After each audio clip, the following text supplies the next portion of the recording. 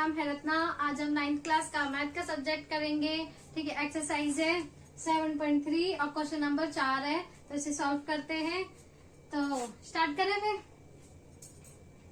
Be और CF एक त्रिभुज एबीसी के दो बराबर शीर्षलंब हैं।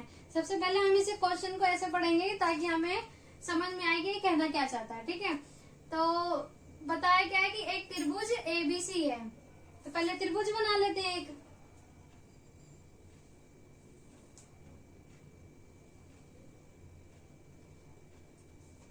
एक त्रिभुज एबीसी नाम दे देते हैं ए बी और सी। ठीक है, तो उसमें क्या बताया है, बीई और सीएफ एक त्रिभुज एबीसी के दो बराबर शीर्षलंब है। यानी कि बीई और सीएफ एक दो बराबर शीर्षलंब है, यानी ये शीर्षलंब है। तो इसे बनाते हैं हम।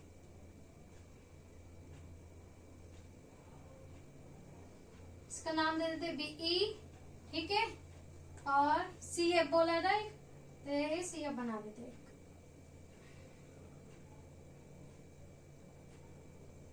ये हो गया सीएफ, दो बराबर शीर्षलंब है, यानी कि इसे हम इसे डिनोट कर देते हैं कि ये बराबर है आपस में। और ये शीर्षलंब है तो ये 90 डिग्री का है, मतलब कि ठीक है, ये तो 90 डिग्री के हैं। तो अब क्या बोला है, आरएचएस सर्वांग समता नियम का प्रयोग करके, यानी कि राइट हैंड साइड का प्रयोग करके सिद्ध करना है। सिद्ध कीजिए कि त्रिभुज एबीसी एक समद्विबाहु त्रिभुज है, ये हमें सिद्ध करना है। तो इसे सॉल्व करते हैं।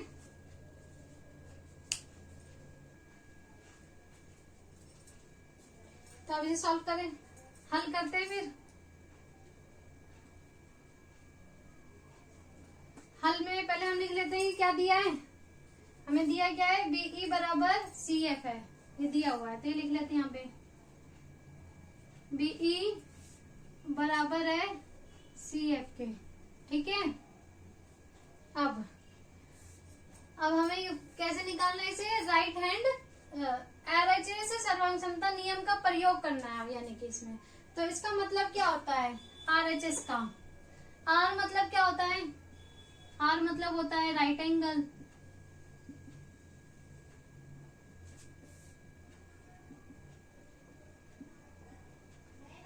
राइट एंगल मीन्स समकोण।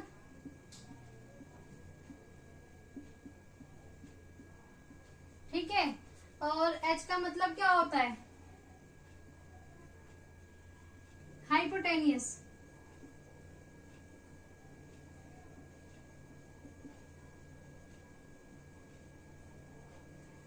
हाइपोटेनियस मीन्स कर्ण। ठीक है, और एस का मतलब क्या होता है, साइड।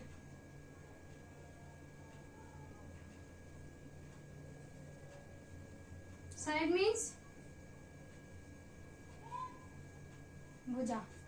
ठीक है, तो राइट एक तो आरएचएस का प्रयोग करना है ना, तो एक तो पहले हमें देखना है कि ये समकोण होना चाहिए। तो समकोण क्या है, यहाँ वाला है। ठीक है, इधर मतलब कहीं का भी हो, लेकिन वैसे ज्यादा देखा जाए तो ये समकोण इस तरफ का ज्यादा दिख रहा है, इस तरफ का ज्यादा समकोण नहीं माना जा रहा। तो हम इस तरफ का और इस तरफ का लेंगे। ठीक है, एक तो ये समकोण हो गया यहाँ का, और हाइपोटेनियस कर्ण, इसका भी कर्ण ये है।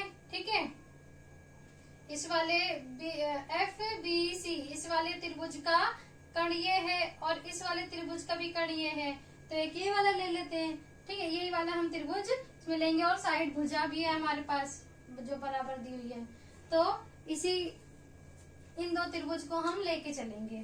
ठीक है, इसे लिख लेना, मैं मिटा दे रही हूँ।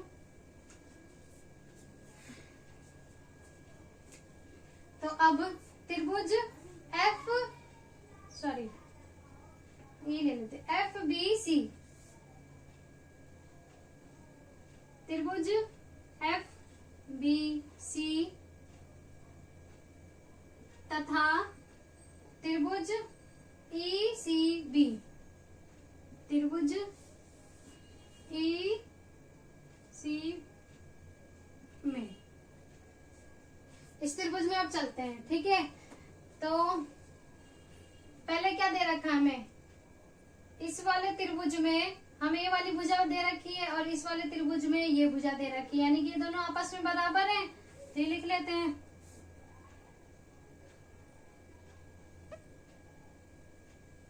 CF बराबर है BE के, ठीक है। और एक क्या दे रखा है, इसमें भी 90 डिग्री दे रखा है इस वाले त्रिभुज में, और इस वाले त्रिभुज में भी 90 डिग्री दे रखा है। तो कोण BFC हमेशा ये ध्यान रखना, जिस कोण की भी हम बात कर रहे हैं तो वो कोण, जैसे ये वाले कोण की बात हो रही है, F की बात हो रही है, तो उसे हम बीच में लेंगे, ठीक है। और ये वाली और ये इस त्रिभुज की बात हो रही है तो ये वाली और ये वाले दोनों हम साइड में लिखेंगे, जिस कोण की बात हो रही है उसे हम बीच में लिखेंगे।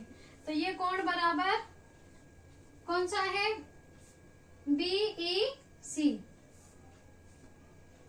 कोण BEC बराबर है, क्या है इसमें, इसका रीजन तो लिख लेना, दिया हुआ है, ठीक है, क्वेश्चन के अनुसार दिया है। और इसका क्या है रीजन, ये लिख लेना, ये समकोण है।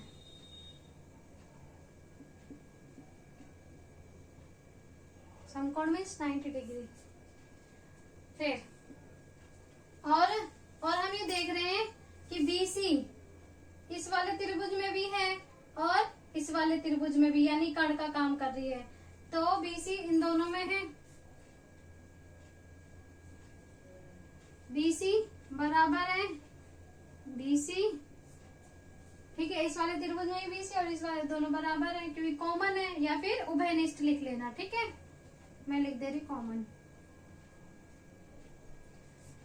तो अब राइट हैंड साइड के अनुसार भुजा भी हो गई, कोण भी हो गया 90 डिग्री का, और कण भी हो गया। तो लिख लेते हैं यहाँ पे RHS राइट हैंड साइड सर्वांग समता। अब हम देख रहे हैं इन दो त्रिभुज में ये तीनों चीज हमने प्रूफ कर दी, यानी कि जब दो त्रिभुज में हम तीन चीजें सेम निकाल लेते हैं तो वो सर्वांग सम प्रूफ हो जाता है, ठीक है। तो राइट हैंड साइड सर्वांग समता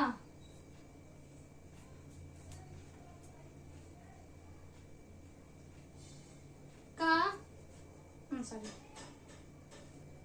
RHS सर्वांग समता नियम से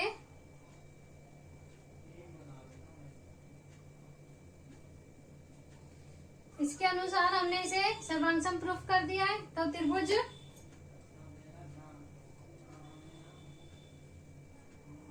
FBC सर्वांग सम है त्रिभुज ECB में, बोले ये सर्वांग सम प्रूफ हो गया है। तो जब दो त्रिभुज सर्वांग सम प्रूफ हो जाए तो उसकी संगत भाग या संगत कोण भी बराबर होते हैं। तो हमने कोण B बराबर कोण C, ये हमने कोण बराबर कर लिए, ठीक है। क्यों, रीजन ये लिख लेना,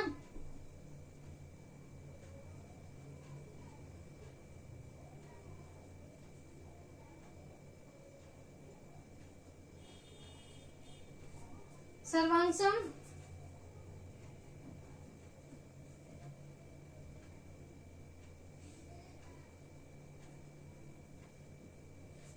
त्रिभुज के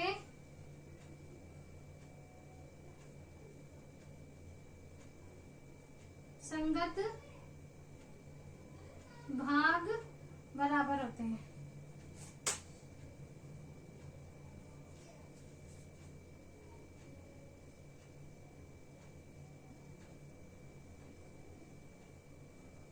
ठीक है। ये रीजन लिख लेना। तो अब हम देख रहे हैं एक त्रिभुज में जब दो कोण बराबर होते हैं तो उसकी सामने की सम्मुख भुजाएं भी बराबर होती हैं, ठीक है। तो एक रीजन ये लिख लेना यहाँ पे, यदि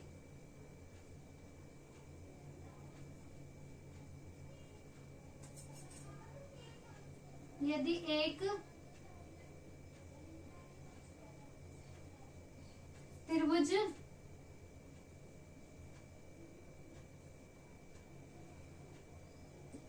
दो कोण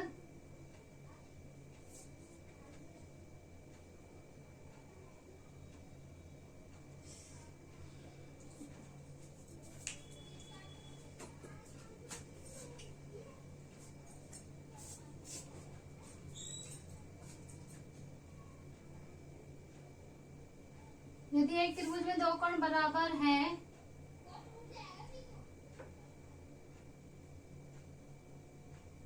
तो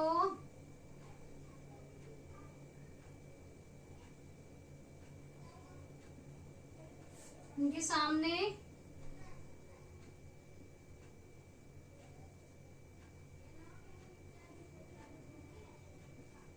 वाली सम्मुख भुजाएं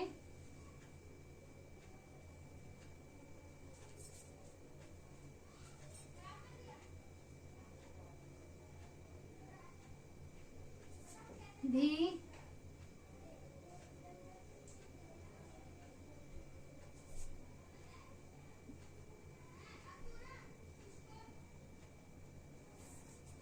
ठीक है। तो इससे क्या हुआ, इससे क्या सिद्ध हुआ, AC यानी कि ये वाली भुजा बराबर है इस वाली भुजा के, ठीक है, क्योंकि ये दो कोण बराबर है तो उनके सामने की भुजा भी बराबर होगी। एक त्रिभुज में दो कोण बराबर है तो सामने की भुजा भी बराबर होती है। तो AC बराबर है AB के, ठीक है। अब हम देख रहे हैं कि समद्विबाहु त्रिभुज में क्या होता है। समद्विबाहु त्रिभुज में यह होता है कि जब एक त्रिभुज में, समद्विबाहु का मतलब क्या होता है, यानी कि एक त्रिभुज में दो भुजाएं बराबर होती हैं, ठीक है। तो ये त्रिभुज है, इसकी दो भुजाएं हमने बराबर कर दी, ये सिद्ध कर दिया अभी हमने। तो अब ये क्या कहलाया, ये समद्विबाहु त्रिभुज एक कहला गया, क्योंकि इसकी दो भुजाएं बराबर हैं, तो ये समद्विबाहु त्रिभुज कहला गया, ठीक है। तो यहाँ पे रीजन ये लिख लेना कि एक त्रिभुज में दो भुजाएं बराबर होती है तो वो समद्विबाहु त्रिभुज कहलाता है। तो मैं यहाँ पे लिख दे रही हूँ उसे, है ना।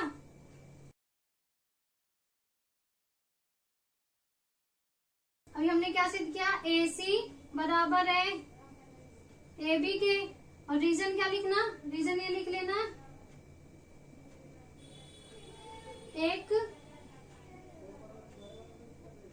एक त्रिभुज में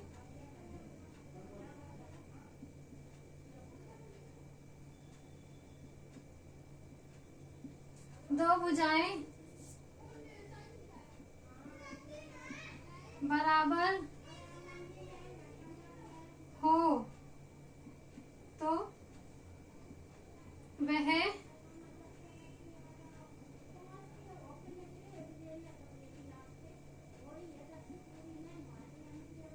समद्विबाहु त्रिभुज कहलाता है, ठीक है। तो यानी कि त्रिभुज ABC एक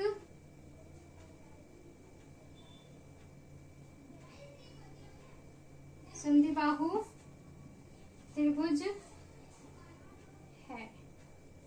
ठीक है।